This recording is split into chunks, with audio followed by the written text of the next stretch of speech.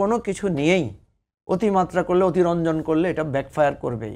শেখ মুজিবুর রহমানকে বাংলাদেশের মানুষ একেবারে সর্বাত্মকভাবে তার পায়ের কাছে তার সম্মানকে অর্পণ করেছিল, কিন্তু উনি যখন মুক্তিযুদ্ধের চেতনা, মুক্তিযুদ্ধের কথা বলে আমাদেরকে গণতন্ত্র হরণ করে বাকশালের দিকে নিয়ে গেছেন, তখন কিন্তু মানুষ রুখে দাঁড়িয়েছে। এটা একটা প্রমাণ যে আপনি যত মহিয়ান হন, এই যে আজকে মুক্তিযুদ্ধ, শেখ মুজিবুর রহমানকে হত্যা করেছে কে?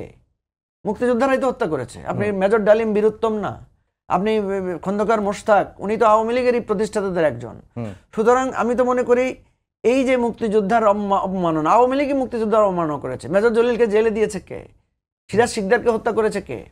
সুতরাং 54 বছর পরেও এসে যদি বিচার চাইতে হয়, যদি মুক্তিযুদ্ধের অঙ্গীকার, মুক্তিযুদ্ধের সম্মান রক্ষা করার জন্য প্রথমে আওয়ামী লীগকে বিচার করতে হবে, আমি যদি মনে করি। আর জুলাইকেও ঠিক একইভাবে যারা অবমাননা করছেন, জুলাইকে মিসইউজ করছেন, আমি হাদির কথাকে তো রেসপেক্ট করি, বলি যে আমরা সবাই এটা বলা উচিত যে জুলাই নিয়ে কোনো ব্যবসা, কোনো চেতনাবাজি চলবে না।